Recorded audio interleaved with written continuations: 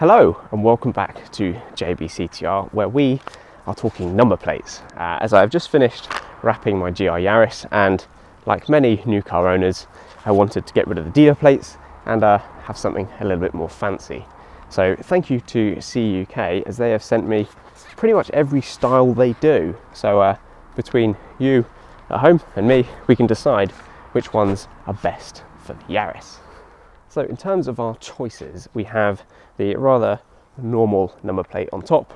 We then also have the gel plate, which is got a little bit more spice, but is not quite that obvious. And then lastly, we have the more modern 4D plates, where the letters are made out of acrylic. Now, which ones are legal? Actually, all of them conform to the latest standard, which is 145D. Including the 4D, provided you don't have the clear backing or anything. The letters have to be pure black, which means any of these styles are legal. And as we've touched on legality, at time of filming, it's a little bit of a confusing time for number plates. So at the moment we have two standards running in parallel, which is 145D and 145E.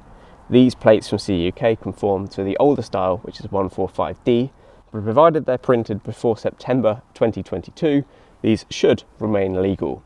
The new 145E plates, I believe, have some kind of different backing, which is more reflective and that kind of stuff, as the technology in these is over 20 years old now.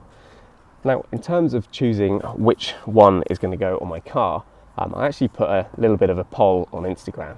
And surprisingly, there were quite a few votes for just plain standard. People seem to like these, surprisingly. The 4D actually didn't get as many votes as I thought it would. This is like the most recent style out of the three here. But overwhelmingly, I think everyone wanted the 3D. Sorry, not 3D, the gel plates.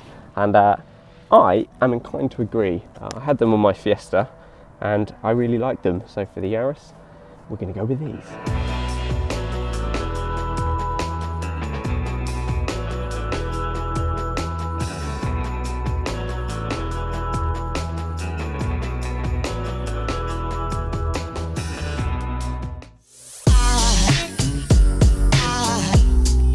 Aside from my soul,